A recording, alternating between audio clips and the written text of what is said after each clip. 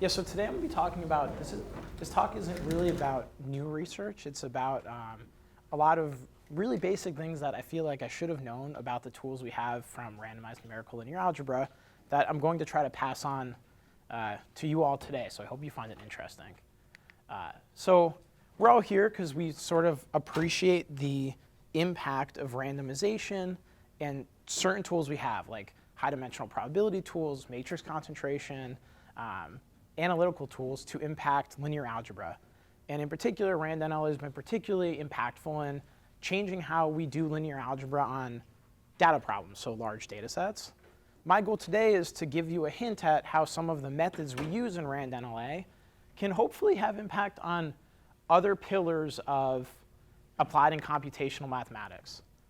So in particular, what I'm going to be talking about is some recent efforts around research that I've been working on, that others have been working on, to extend RandNLA tools to problems in approximation theory, signal processing, wireless communication, spatial statistics, things with connections to linear algebra, but really different classes of problems than solving linear systems and eigenvalue problems and singular value problems.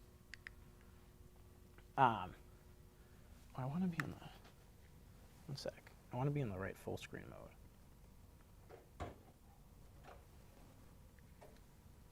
Okay, so my talk last year at Simons touched on some of these points. Today, I'm going to try to catch you up on everything I learned personally about these topics from last year at Simons. Okay, so in particular, what I'm going to be talking about is applications of RandNLA, not just to approximating matrices, but to understanding how we can approximate continuous linear operators. So in RandNLA, we often think about we're going to approximate some finite matrix, which has, like, this one's square, but it didn't have to be, rows and columns indexed by integers. And I want to subsample that matrix or sketch it in some way to get an approximation of the finite matrix F. What I'm going to be talking about today is the object we start with is actually a continuous linear operator. So it's a linear operator on continuous functions. And that means that you should just think about it as a matrix, but either your rows or your columns or both aren't going to be indexed by integers. There's not a finite number of them. They'll be indexed by, like, the real numbers or the numbers between 0 and 1, some continuous domain. Okay? So in some sense, like, what we're talking about, it's just a really minor switch, is going from randomized linear algebra to randomized functional analysis. So it turns out that being able to approximate continuous linear operators.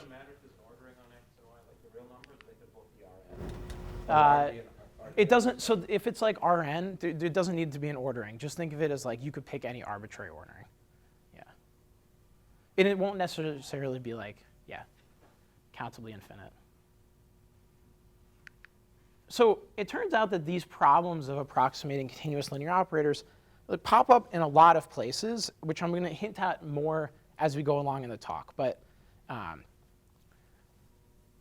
being able to approximate continuous linear operators is useful in understanding how to interpolate continuous functions, so like polynomials or band-limited functions, sparse Fourier functions over the line.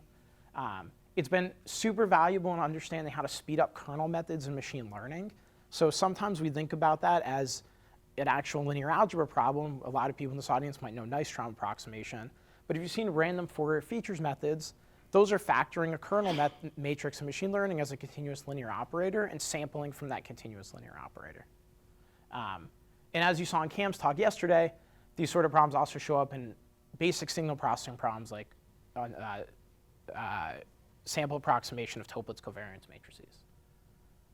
Okay, so I'm going to start with maybe like the most basic example of one of these problems and sort of work through it in detail to give you a sense of how RandNLA tools can be useful in this area. So here's the problem. I want to solve polynomial regression.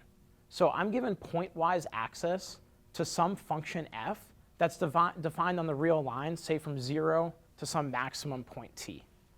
Okay? And I can access this function wherever I want. And what I want to do is fit a q-degree polynomial to the function. Okay, really basic problem in applied math and approximation theory. One way of formulating this problem is you say, I'm going to assume that f is well approximated by a polynomial already. So there's some p star such that the distance between p star and f is small, say less than epsilon. And then what I want to guarantee is I want to look at sample points in my function and do a computation the right way to find some p such that p minus f norm is only a bit more than I could have done optimally. So say I'll get less than order epsilon, so times like some small constant factor, whereas the best solution would have given me actually epsilon. It's like a very typical framework for, I guess, polynomial function fitting. One parameter you can tune is what norm you actually look in. So perhaps the most classic is you say, assume there's some p star that's close to f in the infinity norm or the max norm. So here you're just looking at the maximum difference between f of x and p of x on the interval 0 to t. But you can also ask this problem about other norms, like the L2 norm or the L1 norm, really anything you like. L2 norm is just defined as I'm going to integrate between 0 and t, and I'm going to add up the squared distance between my function and the polynomial. That's how I say the distance between the polynomial and my function. Or L1 norm, I would just integrate and add up the absolute values. OK, so this problem has been very well studied since for like decades and decades, mostly for the infinity norm. So if you ever took like an intro numerical analysis class, you might have seen this. What you'll learn is that if I have some p star, which is close to f in the infinity norm, it suffices to take samples of my function at what's known as the Chebyshev node. So these are zeros of the Chebyshev polynomials. And then I would like shift those to be on 0 to t. That's where I need to look at my function at those very specifically prescribed nodes. And then if I interpolate or Chebyshev expand using those nodes, interpolate a polynomial, then you can argue that the polynomial you'll get, its infinity norm, will be bounded within a log. That should have been a q, so q is my degree. It should have been a log q factor of the best possible infinity norm. And here, if I had was trying to fit a q to polynomial, I only need q plus 1 samples. So this is like a classic result of Powell. Actually, I don't know if you can improve that log q factor to, say, an order 1 factor, which would be ideal. But this is sort of like the prototypical result you have in fitting functions from polynomials from samples. Any questions about that, just the basic result? OK, so that's sort of what's known. But here's something you could ask, right? The L infinity norm for fitting polynomials has almost no robustness properties at all, meaning that if like my function deviated from looking like a polynomial just on some small subset of data, maybe because that data was corrupted for whatever reason, there's no good p star. So there's no good infinity norm polynomial fit to this function. So if I interpolate the Chebyshev nodes, or if I use the theory that I just showed on the previous slide, I'll get no guarantee for how close p minus f is in the infinity norm.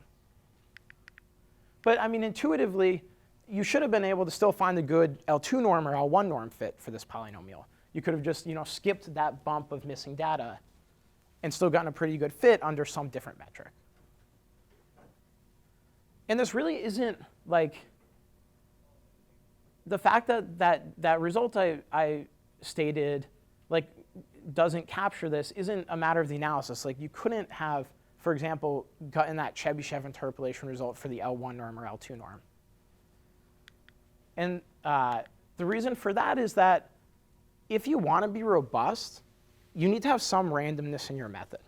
So it's not just a problem with the analysis, it's a problem with the method. If I look at this function only at the Chebyshev nodes, what I could have done was put that perturbation exactly at one of the Chebyshev nodes. So cut out my data at one of the Chebyshev nodes. Actually, I could have had small perturbations that cut out my data at all of the Chebyshev nodes. They're just like deterministic points. And I wouldn't have been able to fit the polynomial. So inherently, it's not just that like the analysis doesn't give any robustness. This method of like looking at your function at some fixed set of points and then trying to interpolate based on those points is just inherently not a robust method. We wouldn't have gotten a good fit, for example, for this function. OK, so now presumably yeah. you come up with some other kind of analysis and maybe took into account some regularity of the function you're approximating. So you may have so if you, higher derivative. yeah, like you take into account some regularity of f. Yeah, so this you can do, and this is like one potential approach. But I guess like I'm trying to ask the question in the setting where f could be arbitrarily corrupted. So think like you could literally have data cut out. You could be trying to fit a polynomial in some like ecology problem where you're like measuring something about an environment, like one of your sensors breaks. So you truly might not have any regularity in the problem to take advantage of. And in that setting, when you here you have an adversarial change. I mean, you want and L infinity is going to be pretty sensitive regardless, right? Yeah, here you have an adversarial change, meaning you could have I chose that error to be at the Chebyshev node. Yeah, so, right, but if you're going to want... Is this, why are you not robust here? Is it because you're measuring with respect to an infinity norm, or is it because one data point could change those? I guess it's because I just fixed some set of places I'm going to collect my data, and then if those happen to be the places where my data is corrupted, I guess adversarially corrupted, I won't get any good fit. But that is true for L infinity and L2 and for... Yeah, it's true for anything. It's true for anything where you collect your data at some fixed place. Where randomness could have saved us. What's the point here? Is it? I mean, because L infinity will be more sensitive than L2 in some sense, but but I guess point could change either. Yeah, I guess L infinity is more sensitive than L2 as a norm in terms of robustness. But what I'm saying is like all of these methods, even L1, L2, if I wanted to fit them using like some scheme like sampling at Chebyshev nodes, I'm not going to get a good robust solution. But you have a non-robust problem to start with. How do you want a robust solution?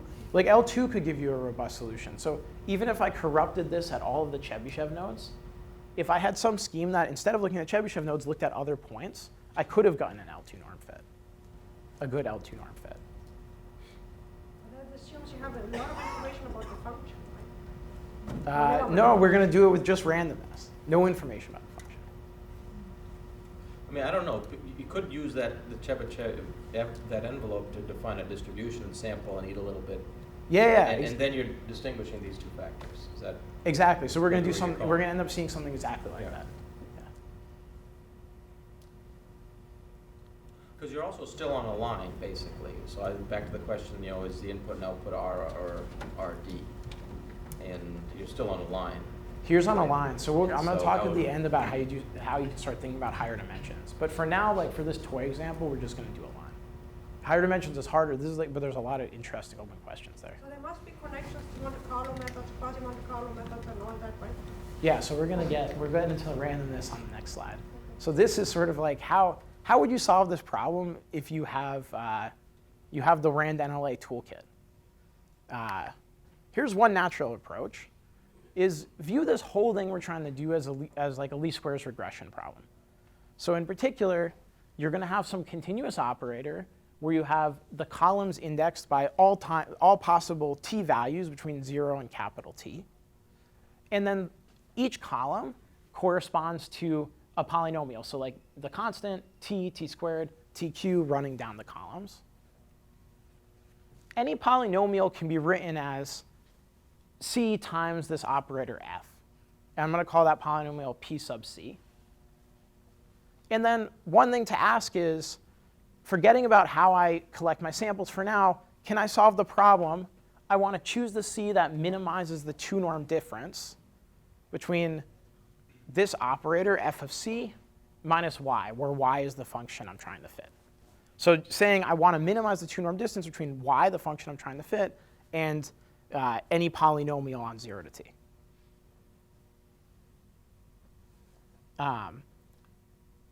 If I want to solve that problem, how would we do it in RandNLA? We would say we can solve this problem by subsampling the rows of this linear operator. And subsampling the rows exactly corresponds to just looking at my function y at some subset of points. So the rows, if I pick a value t to subsample at, I can just generate the row. And then I look at my function y at the points that I subsample it at. I produce this subsampled regression problem, and I could try to solve this to solve the original function fitting problem. Yeah? But it's not going to work people do sketching in the case of big N and small p, but now after you do the polynomial math, then it's big N and big p. What's N and P? What are N and P? Sorry. I mean, if you do polynomial math, then the number of features grows tremendously. Well, I have Q features for Q degree polynomial, and then N is like infinite. And the Q must be large, otherwise you make an approximation error, I guess. Well, Q is like I mean, if you're going to fit a Q, you fit a Q degree polynomial. So usually we think of Q as like a constant if you're fitting like, a 12 degree, 20 degree, something like that.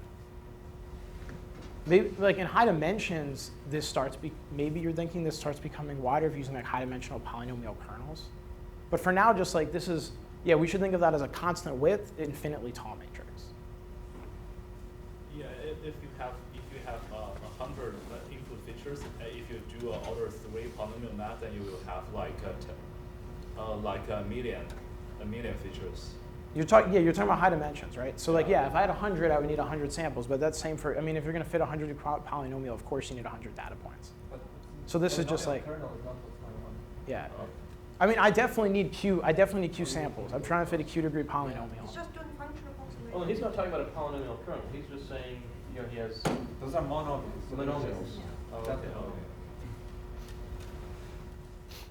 Okay, so, yeah. Something like this in high dimensions, is there? Yeah, well, let's hold off high dimensions. We'll get to it. I'm trying to keep it like super simple for the beginning part, yeah. Okay, so this is like one way you could solve this problem. And the question is, how do you do this discretization? How do you do the sampling?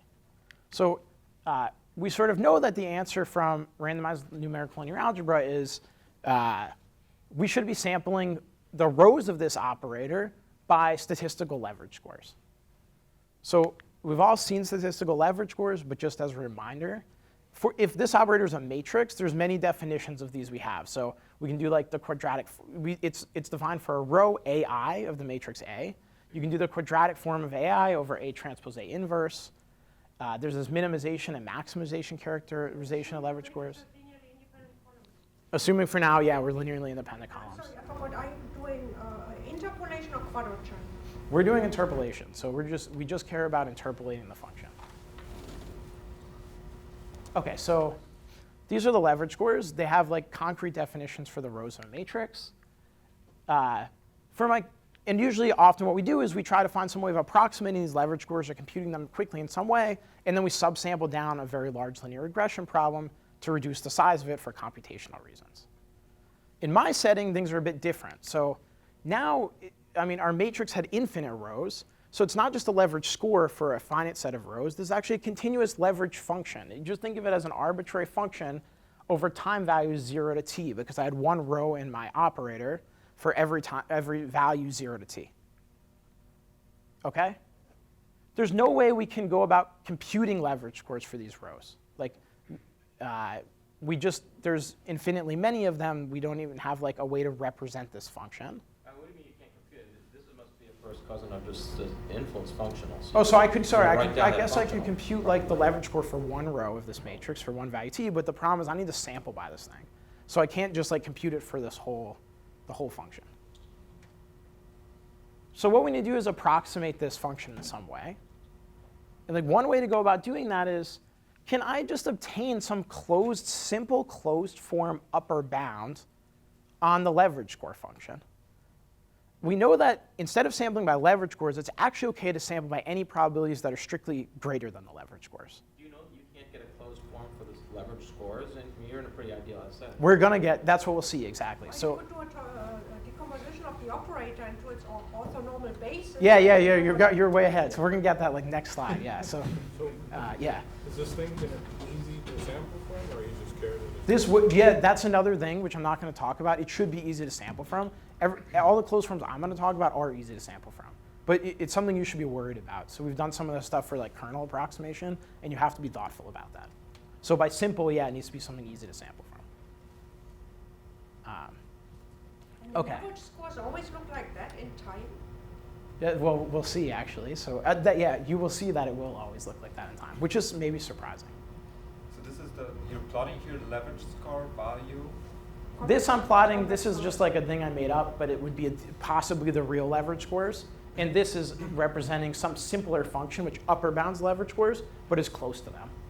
So I could, in theory, sample by this function instead, still get an approximation to my regression problem, but not pay too much of my sample. I think he just wants a cheap way to compute probabilities for sampling. Exactly, I want a cheap way to compute probabilities for sampling. This is the cheap way. This is maybe the true probabilities, like the ideal leverage score probabilities. But why, so what I don't understand is, why would the true leverage score probabilities be so, plot of the function be so kind of complicated, non-convex if, so all we have is, we have there's just the interval 0, 1, right? Or I'll show you what they look like. They do like wiggle and stuff like this. This is just like literally I drew a line myself, but you'll see them. They curve and stuff. Yeah. Sort of like getting an order of magnitude for the Yeah. So, as like, oh yeah. Go ahead. Is there any like upper bound on the ratio between the true leverage scores and the ones that you're computing? There will not.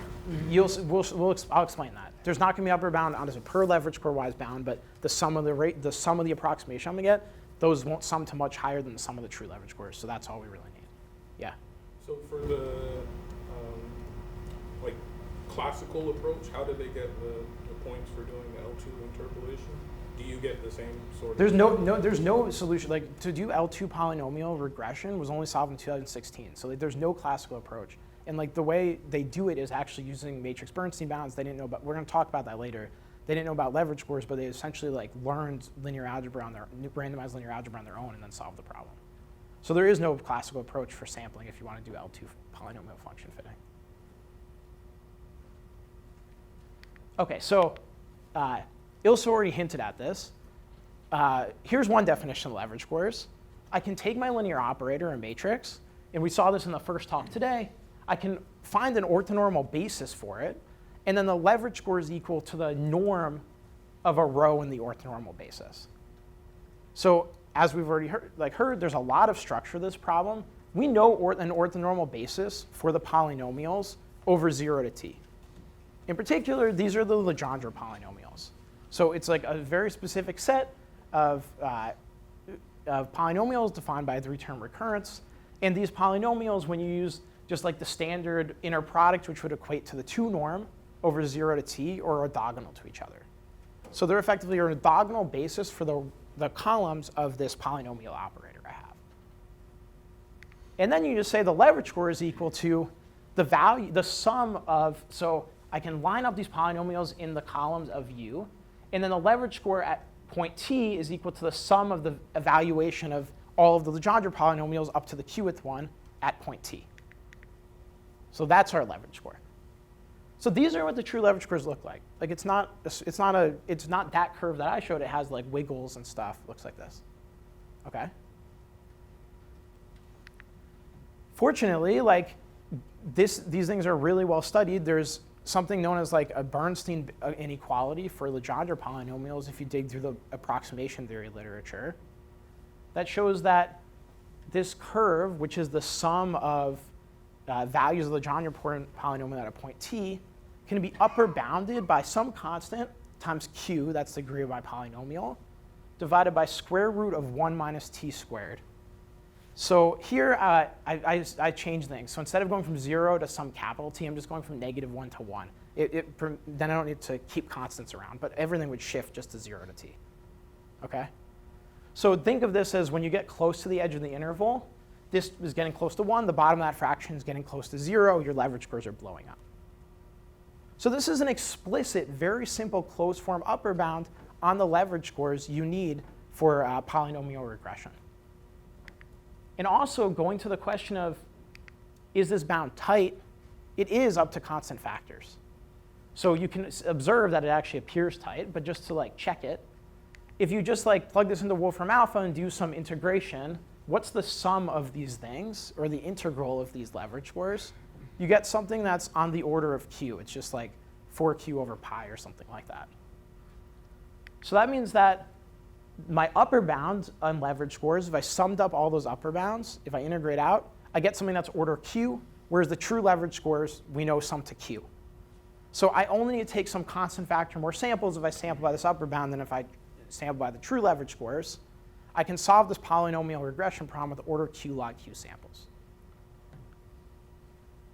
Okay, so this. So hope we're getting a lower bound using this or some other related method. So there's not hope of getting Ping wanted a lower bound. You can get q samples, and like you can get order q I don't samples. mean a lower envelope on the leverage score function. I'm not Oh, is asking getting a about- lower envelope on the leverage? Yeah, yeah. I can probably explain want how a to get lower it. bound. I can probably show a lower bound for this.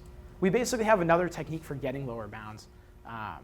Yeah, we should talk you want about upper that. bounds, right, to get subspace embeddings, but you want the lower bound to get this inferential guarantee for the. Oh, I NSE, see. for Okay. example. Yeah. So Yeah. So this we having should a talk lower about bound- this. For this problem, there are ways to get lower bounds. Yeah. Okay. So this is actually like a recent result. Cohen and Migliorati have this paper called like optimal weighted least squares methods, where basically they're trying to solve exactly this L2 polynomial fitting method. And they do this without talking explicitly about leverage scores, but basically by backing out an approximate regression result on their own directly from matrix Bernstein bounds. Okay, so that's pretty cool. That's like the first near sample optimal. It requires only q log q samples result for L2 polynomial regression on the line. And this was actually recently improved in Price Chen, who had a paper in Colt this year, to order q samples using some pretty interesting randomized variant of the Batson-Spielman-Shrivastava result. Excuse me, for that proof, do you use the fact that there does exist indeed a polynomial p star that comes epsilon close to f? Yeah, so the setup is you assume there's a p star that is epsilon close, and then you want to find some p that's order epsilon close. So you're approximating, you're using p to approximate p star then? Yeah, that's one way to say it, because it's off by a constant factor by triangulating log. Okay, so, and as Michael actually mentioned, like this density is exactly the asymptotic density of the Chebyshev node. So if you took q out to infinity, you get more and more Chebyshev nodes. You can see where the density of those points are. This exactly lines up with this density that we're sampling by, which I think is pretty cool. That's not like an informal connection, but it's cool that that's what it's doing. Morally, they're trying to do the same thing. Okay, so I'm going to go until 10:40. That's right? Because we started a bit late. Or are you? Whichever hour it is. Oh, 11:40. Yeah, okay, right. Okay, so I just wanted to mention, because this was in my talk title, when Cohen and Migliorati solved this problem, they don't say sampling by leverage scores. They say we actually suggest a sample by inverse Christoffel functions, where what a Christoffel function is, it has this form. The Christoffel function is a function of t, and it says, I want to take the maximum or the minimum of over all q degree polynomials of the integral of the polynomial from -1 to 1, so t is going to be some value in -1 to 1, over the squared value of the polynomial at t. Okay? So what I claim is, well, I'll mention that first. So this Christoffel function has tons of applications in approximation theory. So they use them to prove like Jackson types theorems, understanding where the zeros of orthogonal polynomials can lie, understanding the asymptotic distribution of these zeros. So these Christoffel functions have a lot of applications. That's why Cohen and Migliorati knew about them. They're just exactly equal to the inverse of the leverage square. So what I claim is that, yeah. It should be the soup because it's the min. I want to, yeah. Yeah, this is going to be the min. Can't I just make that? Try to make that 0. Well, if it was a 0 polynomial, the bottom would go to 0, too. So like, that's, yeah, you can't, it's not easy to make it 0. To make it 0, you would need something that's like 0 everywhere, but only supported at t, which would be like a very spiky function, which polynomials can't do.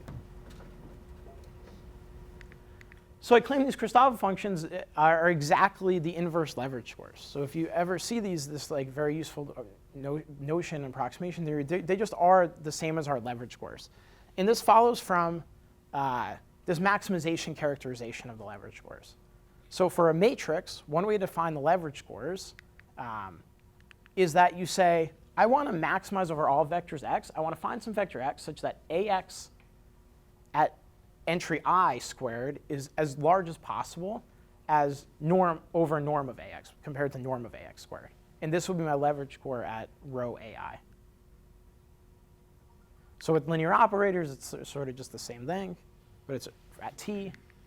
This follows from just like the standard definition of leverage scores, or one of them, this, and then Cauchy-Schwarz and like some basic linear algebra. So that previous slide should have been in, It right? should Not be, super. because you're taking 1 over the super limit. So this is a max, right? And then on the previous slide, I should have been doing min. Yeah. It's Yeah, 1 over. So the min is the int. Oh, okay. Yeah, sorry. Yeah, right. Sorry, so that should have been min. Yeah, when you start working with continuous numbers, then I suddenly don't know any of the words. Okay, so yeah, we're trying to do the maximum here. Okay, so one way to intuitively see this is that the leverage score is I take my continuous linear operator, I'm going to multiply it by x, by vector x, and what I want to do is maximize. So I want to produce a function that is very concentrated at t. So it has very high value at t, but not very high value anywhere else. If I can produce such a function that's very concentrated at t, t should have high leverage score. If I can't, t should have low leverage score. Okay, so when you have this view, it opens up the ability to use a lot more interesting bounds in approximation theory, because this is sort of exactly the type of thing people study for function classes like polynomials and other function classes. So in particular, if you've ever seen Markov brothers inequality or Bernstein's inequality, they can be used, these are sort of like particular forms of these inequalities. You often see them in different forms. They can be used exactly to bound this quantity. So they're exactly bounds on how much can the value of a polynomial squared over its average squared value, how large can it be? And basically, there are two sort of incomparable bounds. One is absolute, so it doesn't depend on t at all. It says this can never be larger than q squared. And one depends on t, so this is the same bound we saw earlier. It grows sort of towards the edge of the interval. And together, these bounds reflect the fact that it's easier to produce polynomials that spike near the edge of an interval than it is to produce polynomials that spike near the center of an interval. So this is like why you can do, for example, accelerated gradient descent or accelerated Krylov methods, because you're trying to like spike near the edge of an interval of eigenvalues, where it's harder to do that in the center. Okay, so this tells us that like really the curve we get for polynomial leverage is basically what I showed earlier, but we can put a slightly tighter bound where I get some absolute cap of q squared at the edges of the interval. And that's also an interesting result, because what it tells us is that if we couldn't have chosen where our points are sampled at, because we have this absolute cap of q squared, actually uniform sampling, at least by an oversampling factor of q squared, would have been sufficient to get a good approximation for my polynomial. So this was like a long-standing open question of how many uniform samples do we need to get a polynomial approximation in the L2 norm. Again, like solved basically using tools from randomized numerical linear algebra, just stated in different words. So that means that these leverage scores are the same for all polynomials of degree q? The leverage score is for the polynomial operator, so think of it as they apply to the whole class of polynomials of degree q. But yeah, they don't require any assumptions on like the size of the coefficients, anything like that. They go over all polynomials. But this says within that family of operators, you can only be some non-uniform of cofactor. Yeah, exactly. So that, yeah, every polynomial is within that family that can be written as f times x. So it's within that operator. Oh, I see, okay. Yeah. So did Basis, this- yes. Did this reference prove that using different techniques? Or? They prove it using matrix Bernstein inequalities, but like in doing like what we would think basically we could have proven this result in one page. This is a paper that backs out like all the work on approximate regression, because remember there's work to do for approximate regression, right? You need approximate matrix product. Like you can't just get it from, for example, subspace embedding. So there's quite a bit of technical work there. So they basically rederive like what Sarlos did in his Fox 2006 paper, and then use that, just not knowing it connects to randomized linear algebra. Okay, so polynomials are one thing. I guess I'm taking them just because they're a really simple example. They're simple to understand. But these sort of explicit upper bounds can be found for other really interesting classes of functions. So here's one that's like super surprising. Let's look at sparse Fourier functions, which are any function which its Fourier transform. So like think of a function on 0 to t. You're only going to view it on 0 to t, but it could be over the whole real line, so it has a Fourier transform. We look at its Fourier transform, it's supported on only k frequencies. So obviously, like sparse Fourier functions have tons of applications. Here's a surprising claim. I'm going to look at the operator that is indexed, again, the rows from 0 to some capital T. Each column here is going to correspond to a different possible frequency that I could have had in my Fourier transform, but there's only going to be k of them. So that means that like each entry, if I look at this operator evaluated at row T, column J, it looks like e to the negative 2 pi I, that fj, which is my jth frequency, times t. So you can think of each column as like a different complex exponential. No matter what those frequencies are, so like literally no matter what k frequencies I choose, they can be as close together as you want, as far apart as you want. I can have the same frequency repeated multiple times. I can get essentially the same upper bound on the leverage scores of the rows of this operator as you get for polynomials. So maybe I'll skip that. I'll go back to it. So in particular, you can show that no matter what the frequencies are, the leverage score is always upper bounded by some constant times k squared. Or alternatively, if you want a bound that depends on where you are in the interval, it's bounded by like k over t, like the minimum of t and the capital T minus t, so how close you are to the edge of the interval. The only thing different from the polynomials, I'm missing like a square root on the bottom there. So don't you need some non-degeneracy? Two frequencies are the same, you get into trouble, right? No, you're fine actually. It's okay if two frequencies are the same.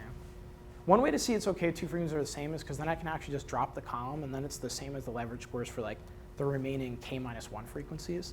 So there's just an upper bound. So it'll be looser when two frequencies are the same. But it will always hold as an upper bound. Yeah. Because it's a basis, right?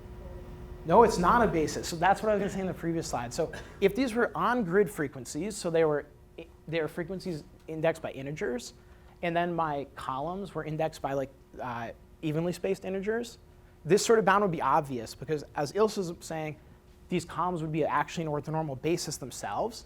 So you just need to look at the norm of the columns, and since the magnitude of every entry is the same, that's just constant. So I get like a constant upper bound in my leverage scores. Yeah, in that case, you're basically doing a trigonometric version of what you just told us about for polynomials. Exactly. So this is like easy. Here in my setup, these aren't a basis because they could be like, they're just over 0 to t and they're arbitrary frequencies. So they can have high dot product over 0 to t. They could have low dot product. They're not orthogonal. Yeah, it's like nothing. Yeah, literally using nothing about it. Okay, Yeah. so you're going from matrices to what? What are like what class of operators? This class of operators is, well, it's like sort of now a class of, yeah, the class of operators, any operator that has k columns. The rows are over 0 to t, so it's like it maps to L2 on 0 to t, and each entry is of this form. So it's any operator where each column corresponds to like any complex exponential frequency. Oh no, I mean generally for this method, right? Because you did polynomials and then you did this operator.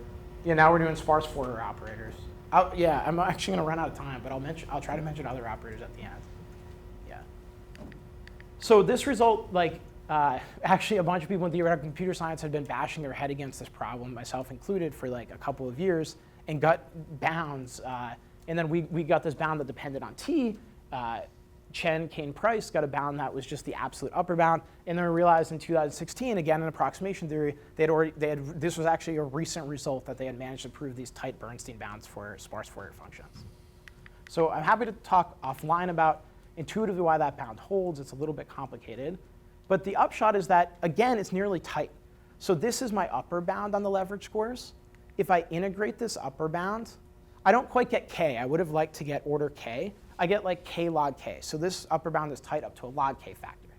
But it means you can still sample by it and get tight up to a log k factor. OK, so really quick, what's the upshot of this? when you have a leverage score upper bound like this, it lets you solve the problem of interpolating k-sparse Fourier functions over an interval with arbitrary frequencies. Why? You could just say, consider all possible sets of k frequencies. If I sample by this leverage score upper bound, I will be getting a proper subsampling for regressing to any one of those subsets of k frequencies simultaneously. I'll need to do some sort of union bound and set my failure probability small. But it means that if I sample by these leverage score over approximations, I'm subsampling all of these regression problems. So there's a fast algorithm, but the slow algorithm would just be approximate the solution to every single one of these possible regression problems with my finite subsample and see which set of k frequencies did best. I'll get a best L2 k-sparse Fourier fit on the interval, which was, again, like a major open problem in sparse recovery that now is solved via RandNLA tools. So that yellow thing is O of k something? The height of this? No, up there on the second line. Oh, it's like k to the fourth because it should be k. That's a major open question. Can we improve this to k to the log c of k? And since it's tilde, it's k to the fourth. It's k to the fourth because there's a lossy part where you need to do a union bound over like all sets of k frequencies, and this like gets tricky when these are off-grid frequencies. And then the k4 is also the O of epsilon, right? Because of the union bound. Wait, the epsilon? Yeah, so in your bound y minus g tilde. So epsilon doesn't come into it. That's just saying I assumed there was a k-sparse Fourier function that was epsilon close, and then I can find one that's, I didn't write that. I can find one that's order epsilon close. But you need to do k4 samples, right? K to the fourth samples, And yeah, then exactly. You do a union. Oh, I see. Yeah, I need to do k log k for each of these, and then I do union bound so I get k to the fourth. So, Yeah. so the number of the least squares that you're implicitly solving is exponential. It's like doubly exponential, actually. You can do like, because you're going to get it's going to be like exponential and, you need to put a net over it. And then it will be something that's like exponential in k to the fourth. So you get a log of that. I mean, k to the third, and the k to the third drops down. Yeah. So you don't have any specific, so you're saying that all of these leverage, so each problem has its own leverage scores? Each problem has its own leverage scores, but they're all upper bounded by that same upper bound. So I'll sample by that same upper bound, I can solve all the problems simultaneously. Okay, I've run out of time, so we have a lot of good questions. So let's talk about it more offline, but there's tons of applications and stuff. So we've applied it to fitting like band-limited, like multiband, other types of functions, which relates to Gaussian process regression, all sorts of things. There's tons of open questions of what you can do in high dimensions. I wish I had time to talk about that. But basically, if you can get these sorts of leverage score upper bounds in high dimensions, we can get like better random Fourier features methods for kernel approximations, which would be really cool. One thing we need to deal with in high dimensions is better understanding how the leverage scores relate to the data distribution. So in one dimension, we're sort of lucky that the data distribution is uniform on like 0 to t. In high dimensions, that's not the case. So why don't I take questions about like open questions, all that offline. Sounds like there's no questions. All right, thanks.